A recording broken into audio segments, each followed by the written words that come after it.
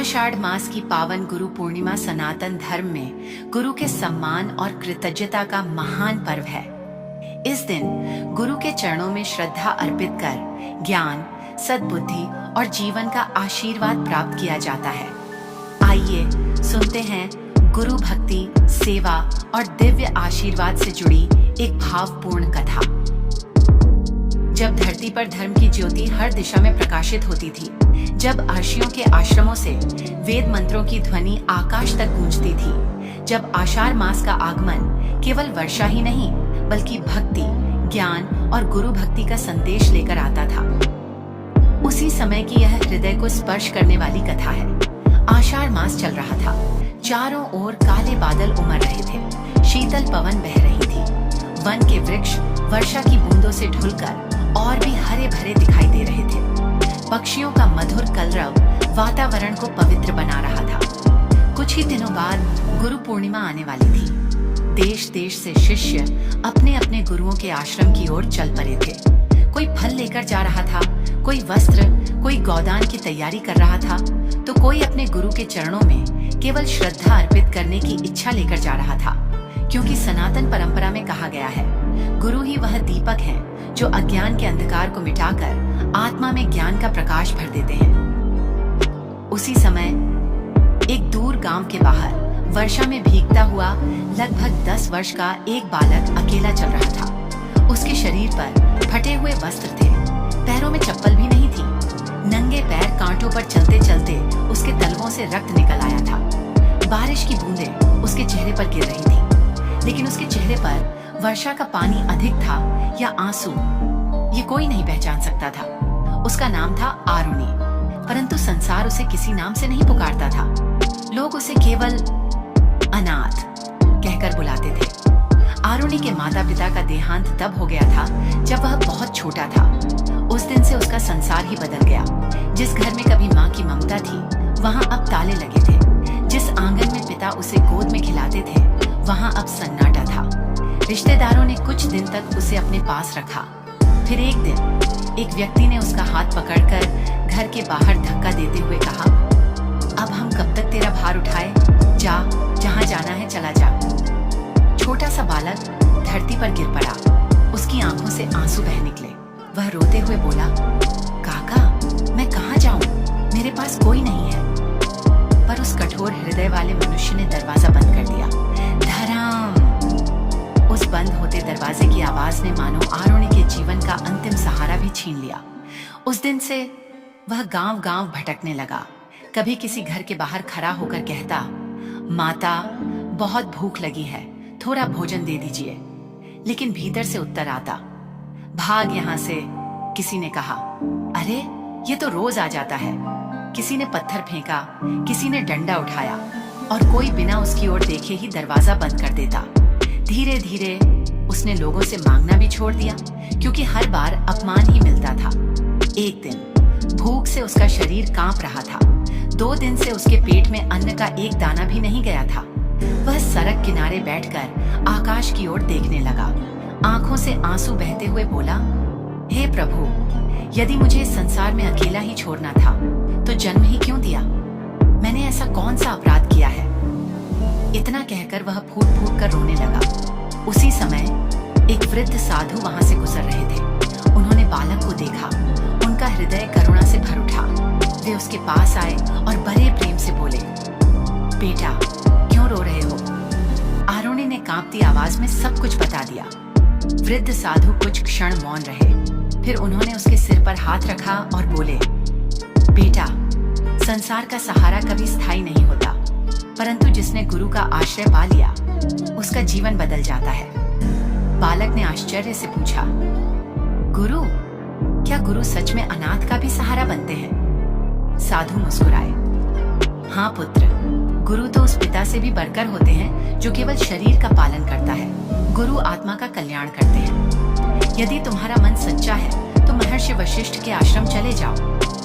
आषाढ़ मास की गुरु पूर्णिमा आने वाली है। वहाँ किसी भूखे को भोजन से, किसी दुखी को सांत्वना से और किसी योग्य को ज्ञान से कभी वंचित नहीं किया जाता। बालक की बुझी हुई आंखों में पहली बार आशा की एक छोटी सी किरण दिखाई दी। उसने दोनों हाथ जोड़कर पूछा, महात्मन, वह आश्रम कहाँ है? वृद्ध साधु ने वन की ओर संकेत करते हुए कहा, इस घने वन को पार करोगे, फिर एक निर्मल नदी मिलेगी। उसके पार विशाल वट वृक्षों के बीच महर्षि वशिष्ठ का आश्रम है। परंतु मार्ग सरल नहीं है। घना जंगल है, हिंसक पशु है, वर्षा का प्रकोप है। पर यदि तुम्हारा विश्वास अटल रहा तो स्वयं भगवान तुम्हारी रक्षा करेंगे। बालक ने उसी क्षण प्रण किया, अब चाहे प्राण चले जाएं, पर मैं गुरु का आश्रय अवश्य प्राप्त करूंगा। उसने साधु के चरण स्पर्श किए। साधु ने आशीर्वाद दिया, जाओ पुत्र, तुम्हारी परीक्षा समाप्त होने वाली है। आरुणि चल पड़ा। घना वन आरंभ हो चुका था। आकाश में बिजली चमक रही थी। तेज वर्षा होने लगी। कीचड़ से भरे मार्ग पर उसके छोटे छोटे पैर बार बार फिसल रहे थे। कभी वह गिरता, फिर उठता, फिर आगे बढ़ जाता। रास्ते में जंगली जानवरों की आवाजें सुनाई देती। उसका हृदय भय से कांप उठता, पर वह अपनी आंखें बंद करके केवल एक ही प्रार्थना करता, हे प्रभु, बस मुझे गुरु के चरणों तक पहुंचा दीजिए। उसके बाद मेरा जीवन आपका है। उस रात भूखा प्यासा थका हुआ वह एक विशाल वृक्ष के नीचे बैठ गया। दूर कहीं आश्रम की दिशा से मंद मंद वेद मंत्रों की ध्वनि हवा के साथ उसके कानों तक पहुंच रही थी। उसने आंसू भरी आंखों से उस दिशा में देखा और धीरे से कहा, क्या सचमुच वहां मुझे कोई अपना कहेगा? इतना कहते ही उसने दोनों हाथ जोड़ लिए और उसी आशा के साथ उसकी आंखें धीरे धीरे बंद होने लगी। प्रातः काल का समय था। पूर्व दिशा से सूर्य की हल्की किरणें बादलों के बीच से झांक रही थी। रात भर हुई वर्षा के बाद वन की मिट्टी से भीनी भीनी सुगंध उठ रही थी। पक्षियों का मधुर कलरव वातावरण को और भी पवित्र बना रहा था। उधर छोटा सा आरुणि धीरे धीरे अपनी आंखें खोलता है। उसका शरीर ठंड से कांप रहा था। पेट में भूख की आग जल रही थी। रात भर उसने कुछ भी नहीं खाया था। फिर भी उसके मन में केवल एक ही आशा थी, आज शायद मुझे मेरा गुरु मिल जाएगा। वह भगवान का स्मरण करते हुए उठ खड़ा हुआ। कुछ दूर चलने के बाद उसे एक निर्मल नदी दिखाई दी। नदी के पार विशाल वट वृक्षों के बीच से धुएं की पतली रेखाएं उठ रही थी। वेद मंत्रों की ध्वनि हवा के साथ उसके कानों तक पहुंच रही थी। उसकी आंखों में चमक आ गई। वह भावुक होकर बोला, हे प्रभु, क्या वही महर्षि वशिष्ठ का आश्रम है? उसने कांपते हुए हाथ जोड़ दिए। किसी प्रकार नदी पार की। कई बार उसका पैर फिसला। तेज धारा उसे बहा ले जाने को तैयार थी, लेकिन उसने हिम्मत नहीं छोड़ी। भीगते हुए, कांपते हुए आखिरकार वह आश्रम के द्वार तक पहुंच गया। आज आश्रम में विशेष उत्सव का वातावरण था, क्योंकि अगले दिन गुरु पूर्णिमा थी। सभी शिष्य अपने अपने गुरु की सेवा में लगे हुए थे।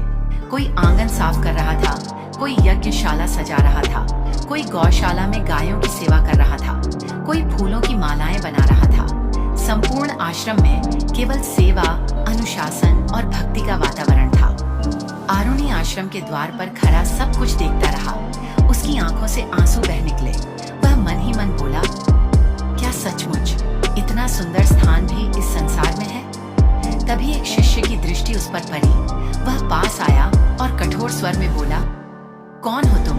यहाँ क्यों आए हो? आरुणि डर गया। उसने कांपते हुए हाथ जोड़ लिए। मैं अनाथ हूँ। महर्षि वशिष्ठ के दर्शन करना चाहता हूँ। दूसरे शिष्य ने उसे ऊपर से नीचे तक देखा। फटे कपड़े, कीचड़ से सना शरीर, बिखरे बाल और नंगे पैर। वह बोला, यह कोई भिक्षा मांगने का स्थान नहीं है। यहाँ केवल योग्य शिष्य ही प्रवेश करते हैं। आरुणि की आंखें भर आईं। वह विनती करने लगा, मुझे भोजन नहीं चाहिए, धन नहीं चाहिए, मुझे केवल गुरु के चरणों में रहने दीजिए। इतना कहते कहते उसकी आवाज भर्रा गई। एक शिष्य ने फिर डांटते हुए कहा, चलो यहां से चले जाओ। यह सुनते ही आरुणि का हृदय टूट गया। उसे लगा शायद यहां भी उसके लिए कोई स्थान नहीं है। उसने धीरे धीरे पीछे कदम बढ़ाने शुरू किए। तभी आश्रम के भीतर से गंभीर और करुणामयी आवाज सुनाई दी, रुको पुत्र। सभी शिष्य तुरंत मौन हो गए। उन्होंने पीछे मुड़कर देखा। स्वयं महर्षि वशिष्ठ आश्रम से बाहर आ रहे थे। उनके मुख पर तेज सूर्य के समान आभा थी। लंबी जटाएं, श्वेत दाढ़ी, शांत नेत्र और चेहरे पर असीम करुणा। आरुणि ने उन्हें देखते ही भूमि पर दंडवत प्रणाम कर दिया। उसकी आंखों से आंसू रुक ही नहीं रहे थे। महर्षि वशिष्ठ उसके पास आए। उन्होंने धीरे से उसके सिर पर हाथ रखा। जैसे ही गुरु का स्पर्श हुआ, आरुणि फूट फूट कर रो पड़ा। वह रोते हुए बोला, गुरुदेव, मुझे कहीं स्थान नहीं मिला। सबने मुझे ठुकरा दिया। क्या आप भी मुझे लौटा देंगे? यह सुनकर वहां उपस्थित अनेक शिष्यों की आंखें भी नम हो गईं। महर्षि वशिष्ठ ने प्रेम से कहा, पुत्र, इस संसार में जिसका कोई नहीं होता, उसका भी भगवान होता है, और भगवान जिसको हमारे द्वार भेज दें, उसे लौटाना अधर्म है। फिर उन्होंने अपने शिष्यों की ओर देखा। उनका स्वर गंभीर हो गया। तुम लोग वेद पढ़ते हो, पर क्या वेद का सार समझा है? सभी शिष्य सिर झुकाकर खड़े रहे।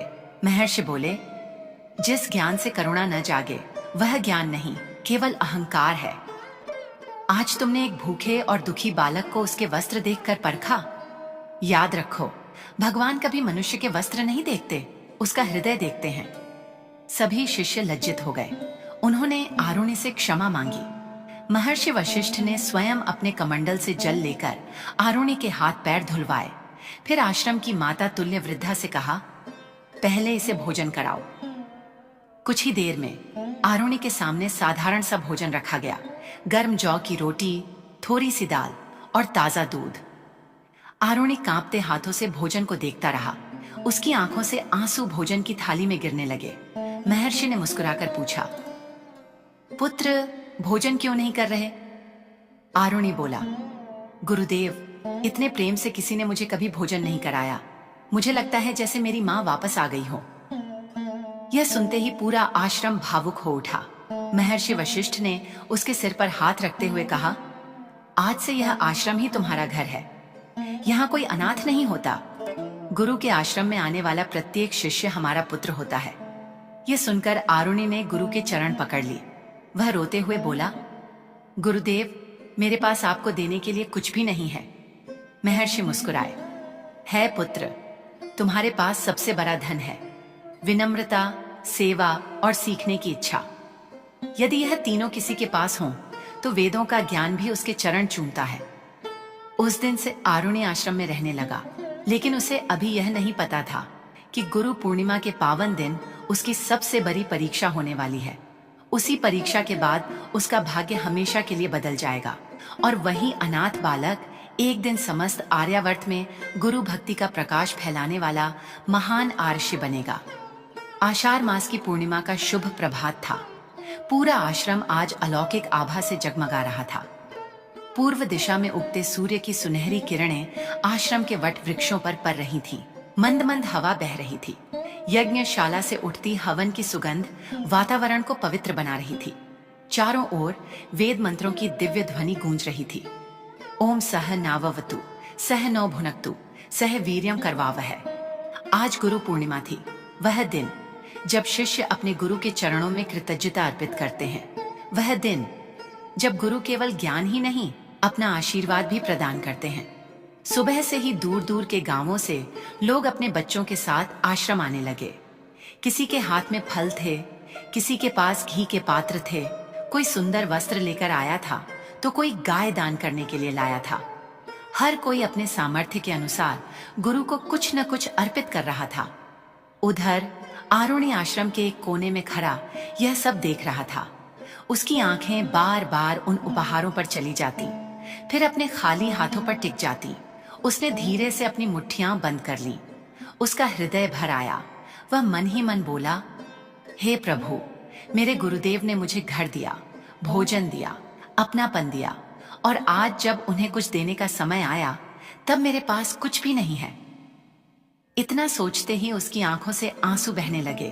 वह किसी की नजर से बचते हुए आश्रम के पीछे चला गया। एक पुराने पीपल के वृक्ष के नीचे बैठकर फूट फूट कर रोने लगा।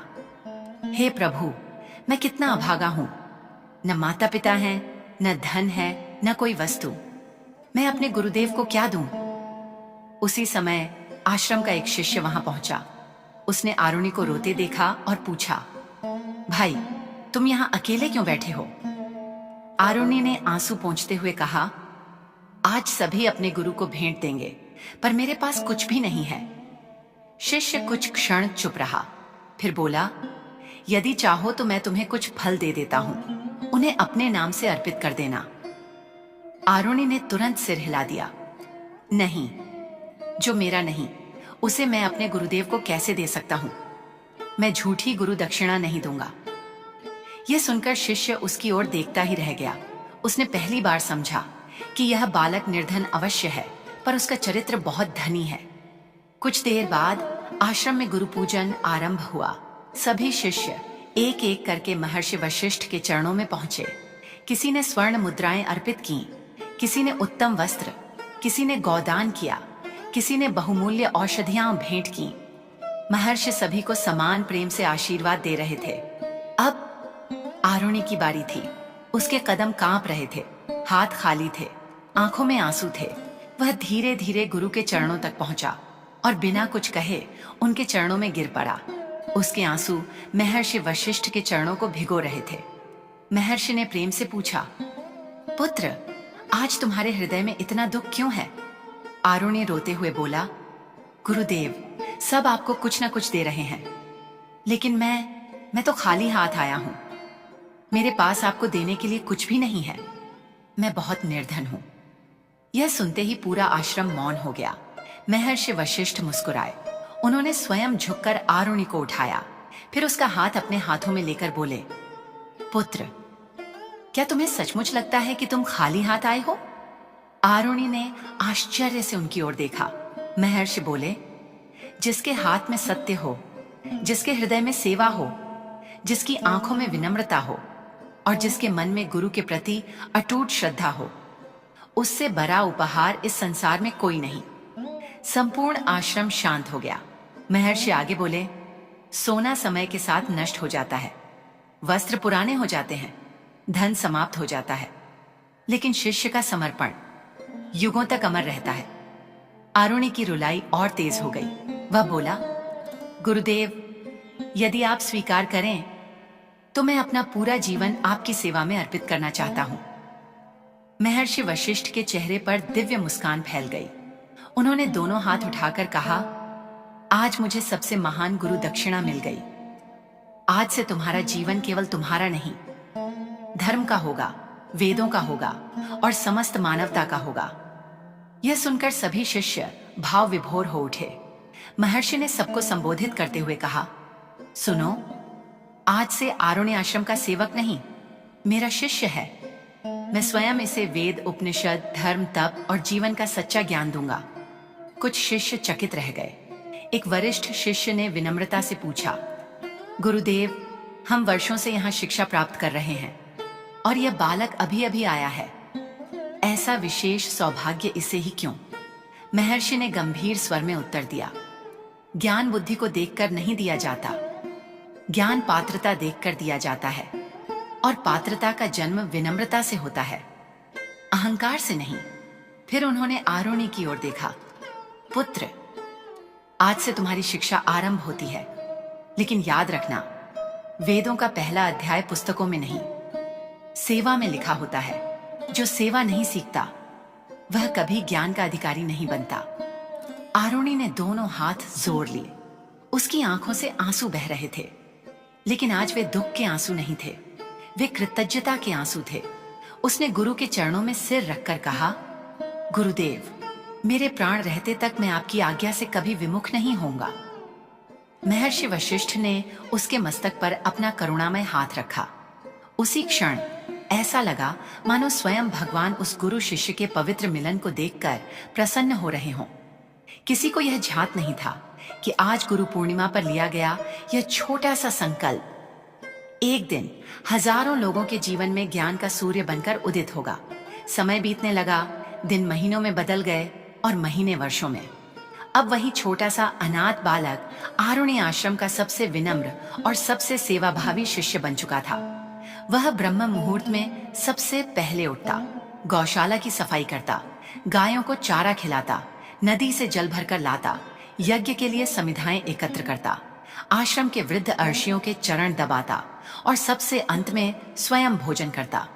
यदि कभी भोजन कम पड़ जाता तो वह चुपचाप अपना हिस्सा किसी दूसरे शिष्य को दे देता। उसके मुख पर कभी शिकायत नहीं आती थी। वह केवल इतना कहता, गुरु की सेवा ही मेरा सबसे बड़ा सौभाग्य है। महर्षि वशिष्ठ दूर से यह सब देखते रहते। वे जानते थे यह बालक केवल वेद नहीं सीख रहा, वह अपने जीवन को धर्म के अनुसार ढाल रहा है। एक दिन आषाढ़ मास की घनघोर वर्षा प्रारंभ हुई। बादल इतनी तेजी से गरज रहे थे कि पूरा वन कांप उठा। बिजलियां आकाश को चीर रही थीं। कुछ ही देर में आश्रम के पास बहने वाली छोटी नदी उफान पर आ गई। खेतों की मेड़ टूटने लगी। यदि पानी आश्रम तक पहुंच जाता तो यज्ञशाला, गौशाला और अनेक कुटियाएं जलमग्न हो जाती। महर्षि वशिष्ठ ने सभी शिष्यों को बुलाया। उन्होंने गंभीर स्वर में कहा, पुत्रों, यदि मेर अभी नहीं रोकी गई तो वर्षों की तपस्या से बना यह आश्रम संकट में पड़ जाएगा।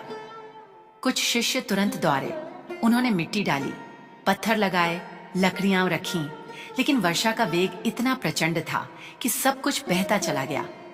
धीरे धीरे संध्या होने लगी। अंधकार भर गया। बारिश और तेज हो गई। कई शिष्य थक कर लौट आए।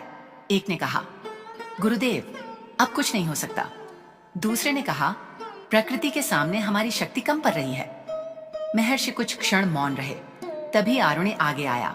उसने हाथ जोड़कर कहा, गुरुदेव, आपकी आज्ञा हो तो मैं एक बार और प्रयास करूं। महर्षि ने उसकी आंखों में देखा। वहां न भय था, न संदेह, केवल सेवा का संकल्प था। उन्होंने शांत स्वर में कहा, जाओ पुत्र, धर्म की रक्षा का प्रयास कभी व्यर्थ नहीं जाता। आरुणि तुरंत द्वार पर आ। मूसलाधार वर्षा उसके शरीर पर पड़ रही थी। तेज हवा उसे पीछे धकेल रही थी, लेकिन उसके कदम नहीं रुके। वह टूटी हुई मेड़ तक पहुंचा। उसने मिट्टी डाली, पत्थर लगाए, लकड़ियां जमाई, परंतु हर बार तेज जलधारा सब कुछ बहा ले जाती। वह बार बार गिरता, फिर उठता, फिर प्रयास करता। उसके हाथ छिल गए, घुटनों से रक्त बहने लगा, शरीर कीचड़ से भर गया। उसने आकाश की ओर देखकर कहा, हे प्रभु, यदि आज आश्रम की रक्षा न कर पाया तो मैं अपने गुरु की सेवा के योग्य कैसे कहलाऊंगा। तभी उसके मन में एक विचार आया। उसने बिना एक क्षण सोचे अपने शरीर को ही टूटी हुई मेड़ के बीच लिटा दिया। उसका शरीर पानी के बहाव के सामने दीवार बन गया। धीरे धीरे मिट्टी उसके चारों ओर जमने लगी। पानी का वेग कम होने लगा। आश्रम की ओर आने वाला प्रवाह रुक गया। लेकिन अब आरुणि का शरीर बर्फ जैसे ठंडे पानी में डूबा हुआ था। तेज वर्षा लगातार हो रही थी। रात गहराती चली गई। उधर आश्रम में महर्षि वशिष्ठ ने देखा कि आरुणि अब तक वापस नहीं लौटा। उन्होंने सभी शिष्यों से पूछा, क्या किसी ने आरुणि को देखा? सभी ने सिर हिला दिया। महर्षि का हृदय व्याकुल हो उठा। वे स्वयं शिष्यों को लेकर वर्षा में निकल पड़े। चारों ओर अंधेरा था। महर्षि ऊंचे स्वर में पुकारने लगे, आरुणि, पुत्र आरुणि, तुम कहाँ हो? कुछ क्षण बाद दूर से बहुत धीमी आवाज सुनाई दी, गुरुदेव, मैं यहाँ हूं। सब लोग उस दिशा में दौड़े। जो दृश्य उन्होंने देखा उसे देखकर सभी की आंखों से आंसू बह निकले। आरुणि पूरी रात मेड़ के बीच लेटा हुआ था। उसका शरीर कांप रहा था। होंठ नीले पड़ चुके थे, लेकिन उसने अपनी जगह नहीं छोड़ी थी। महर्षि वशिष्ठ तुरंत उसके पास पहुंचे। उन्होंने अपने हाथों से उसे उठाया और हृदय से लगा लिया। उनकी आंखों से भी आंसू बह निकले। वे भावुक होकर बोले, पुत्र, तुमने यह क्या किया? आरुणि ने धीमी आवाज में कहा, गुरुदेव, यदि मैं हट जाता तो पानी आश्रम में चला जाता। आपने सेवा का आदेश दिया था, मैं आपकी आज्ञा कैसे छोड़ देता? यह सुनते ही सभी शिष्य फूट फूट कर रो पड़े। जिन्होंने कभी उसके फटे वस्त्र देखकर उसे ठुकराया था, आज वहीं उसके चरणों में झुक गए। महर्षि वशिष्ठ ने आरुणि के मस्तक पर हाथ रखा। उनका स्वर करुणा और गर्व से भर उठा, आज से तुम केवल मेरे शिष्य नहीं रहे। आज तुमने सिद्ध कर दिया कि सच्चा शिष्य वही है जो अपने सुख से पहले गुरु और धर्म का विचार करे। फिर उन्होंने आकाश की ओर देखते हुए कहा, हे वेद माता, इस बालक का हृदय अब ज्ञान के योग्य हो चुका है। उस रात महर्षि वशिष्ठ ने पहली बार आरुणि को अपने समीप बैठाकर वेदों के गूढ़ रहस्य, उपनिषदों का ज्ञान, धर्म का मर्म और आत्मा के सत्य का उपदेश देना प्रारंभ किया। आरुणि अत्यंत एकाग्र होकर सुनता रहा। उसे ऐसा अनुभव हो रहा था मानो उसके जीवन का अंधकार धीरे धीरे समाप्त हो रहा हो। जिस बालक को कभी एक समय की रोटी भी नसीब नहीं होती थी, आज वही गुरु की कृपा से ज्ञान का अमृत प्राप्त कर रहा था। और महर्षि वशिष्ठ मन ही मन समझ चुके थे, यह साधारण बालक नहीं, एक दिन यही हजारों लोगों के जीवन में धर्म, करुणा और ज्ञान का प्रकाश फैलाएगा। समय का चक्र निरंतर घूमता रहा, ऋतुएं बदलती रहीं, आषाढ़ आता, गुरु पूर्णिमा आती और हर वर्ष आरुणि पहले से अधिक श्रद्धा और प्रेम से अपने गुरुदेव महर्षि वशिष्ठ के चरणों की पूजा करता। अब वह छोटा सा अनाथ बालक नहीं रहा था, उसके मुख पर तेज था, आंखों में करुणा थी, वाणी में मधुरता थी और हृदय में केवल एक ही भाव था, मेरे जीवन का प्रत्येक श्वास मेरे गुरुदेव को समर्पित है। वर्षों की कठिन तपस्या, सेवा, संयम, वेदों का गहन अध्ययन और गुरु की कृपा ने उसे एक विलक्षण शिष्य बना दिया था। अब दूर दूर से आर्षि मुनि भी आश्रम में आते और आरुणि से शास्त्रार्थ करते, किंतु इतना ज्ञान प्राप्त करने के बाद भी उसके भीतर अहंकार का एक कण भी नहीं था। यदि कोई उसे प्रणाम करता तो वह तुरंत कहता, मुझे नहीं, मेरे गुरुदेव को प्रणाम कीजिए, मैं जो कुछ हूं उनकी कृपा से हूं। यह सुनकर महर्षि वशिष्ठ प्रसन्न हो उठते। एक दिन आषाढ़ मास समाप्त होने को था, संध्या का समय था।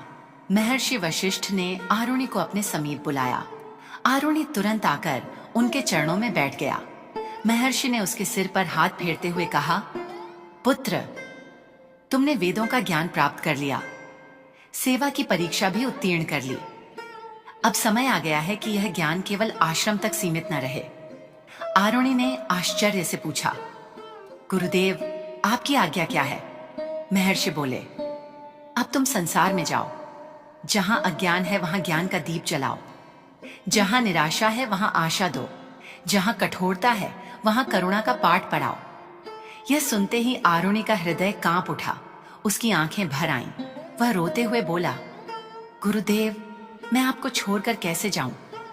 जिस आश्रम ने मुझे जीवन दिया, जिस गुरु ने मुझे पुत्र से भी अधिक प्रेम दिया, मैं उनसे दूर कैसे रहूं?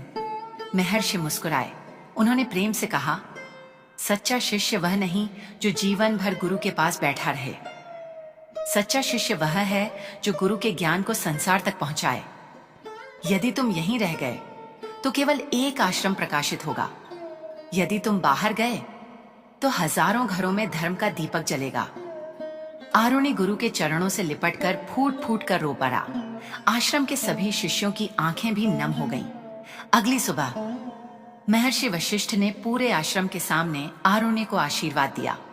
उन्होंने अपने कर कमलों से उसके मस्तक पर तिलक लगाया, अपने कमंडल का पवित्र जल उसके सिर पर छिड़का, फिर बोले, आज से तुम केवल आरुणि नहीं, तुम धर्म के पथ प्रदर्शक हो। जहां भी जाओगे मेरी शुभकामनाएं तुम्हारे साथ रहेंगी। आरुणि ने गुरु के चरण पकड़ लिए। उसकी आंखों से आंसू रुक ही नहीं रहे थे। वह बोला, गुरुदेव, मैं वचन देता हूं, जीवन का अंतिम श्वास भी धर्म, सेवा और गुरु भक्ति के लिए ही समर्पित रहेगा। महर्षि ने उसे हृदय से लगा लिया। कुछ ही समय बाद आरुणि ने गांव-गांव जाना प्रारंभ किया, जहां पहले लोग उसे पहचानते भी नहीं थे। अब वहीं लोग उसकी वाणी सुनने के लिए घंटों प्रतीक्षा करते। वह किसी से धन नहीं लेता था। जो भूखा मिलता उसे भोजन कराता, जो निराश मिलता उसे भगवान पर विश्वास करना सिखाता, जो क्रोधित होता उसे क्षमा का महत्व समझाता और जो अहंकारी होता उसे गुरु भक्ति का अर्थ बताता। धीरे धीरे उसकी ख्याति दूर दूर तक फैलने लगी। एक दिन वह उसी गांव पहुंचा जहां बचपन में उसे घर घर से धुतकारा गया था। वही गलियां, वही रास्ते, वही लोग, लेकिन आज दृश्य बिल्कुल बदल चुका था। गांव के लोग द्वार कर उसके स्वागत के लिए आए। सबने कहा, महात्मन, कृपया हमारे गांव को अपने चरणों से पवित्र कीजिए। आरुणि ने चारों ओर देखा। उसी समय भीड़ में उसे एक वृद्ध व्यक्ति दिखाई दिया। वह कांपते हुए उसके पास आया। आरुणि ने ध्यान से देखा। वह वही व्यक्ति था जिसने वर्षों पहले उसे अपने घर से धक्का देकर निकाल दिया था। अब उसकी आंखों में पश्चाताप के आंसू थे। वह आरुणि के चरणों में गिर पड़ा, रोते हुए बोला, पुत्र, नहीं, महात्मन, मुझे क्षमा कर दीजिए। जब तुम छोटे थे, मैंने तुम्हें अपने घर से निकाल दिया था। मैंने तुम्हारी भूख नहीं देखी, तुम्हारे आंसू नहीं समझे। आज मुझे अपने उस पाप पर बहुत पछतावा है। पूरा गांव मौन हो गया। सभी की निगाहें आरुणि पर थीं। क्या वह पुराने अपमान का बदला लेगा? क्या वह उस वृद्ध को कठोर उत्तर देगा? आरुणि धीरे धीरे झुका। उसने वृद्ध को अपने हाथों से उठाया और प्रेम से उसे गले लगा लिया। उसकी आंखों में करुणा थी। वह मुस्कुराकर बोला, यदि उस दिन आपने मुझे घर से नहीं निकाला होता तो शायद मैं अपने गुरुदेव तक कभी पहुंच ही नहीं पाता। जिसे मैं अपना दुख समझता था, वह तो भगवान की सबसे बड़ी कृपा निकली। यह सुनते ही वहां उपस्थित हर व्यक्ति की आंखों से आंसू बहने लगे। वृद्ध फूट फूट कर रोने लगा। उसने कहा, आज मैंने समझा, सच्चा ज्ञान मनुष्य को बड़ा नहीं बल्कि विनम्र बना देता है। आरुणि ने सभी ग्रामवासियों को एक ही उपदेश दिया, कभी किसी अनाथ, निर्धन या भूखे का अपमान मत करना। क्या पता उसी के रूप में स्वयं भगवान तुम्हारी परीक्षा लेने आए हों। उस दिन पूरे गांव ने निर्धनों की सेवा का संकल्प लिया और आरुणि के हृदय में केवल एक ही इच्छा थी, काश मेरे गुरुदेव यह दृश्य अपनी आंखों से देख पाते। उसे क्या पता था कि महर्षि वशिष्ठ दूर आश्रम में बैठे ध्यानावस्था में यह सब देख रहे थे और उनके मुख पर संतोष की मधुर मुस्कान थी। समय अपनी गति से आगे बढ़ता रहा। वर्ष बीत गए। अब आरुणि का नाम दूर दूर तक श्रद्धा के साथ लिया जाने लगा। जहां भी वह जाते, हजारों लोग उनके दर्शन करने आते। कोई संतान प्राप्ति के लिए आशीर्वाद मांगता, कोई जीवन के दुख सुनाता, कोई धर्म का मार्ग पूछता। लेकिन आरुणि हर किसी से केवल एक ही बात कहते, यदि मेरे चरणों में झुकना चाहते हो तो पहले अपने गुरु के चरणों में झुको। मैं जो कुछ हूँ अपने गुरुदेव महर्षि वशिष्ठ की कृपा से हूँ। उनकी यही विनम्रता लोगों के हृदय को छू जाती। धीरे धीरे एक और आषाढ़ मास आया। वन फिर से हरा भरा हो गया। बादल उमड़ने लगे। धरती पर वर्षा की पहली बूंदें गिरने लगीं और एक बार फिर गुरु पूर्णिमा का पावन पर्व निकट आ गया। आरुणि ने अपने सभी शिष्यों से कहा, इस वर्ष हम सब अपने गुरुदेव महर्षि वशिष्ठ के आश्रम चलेंगे।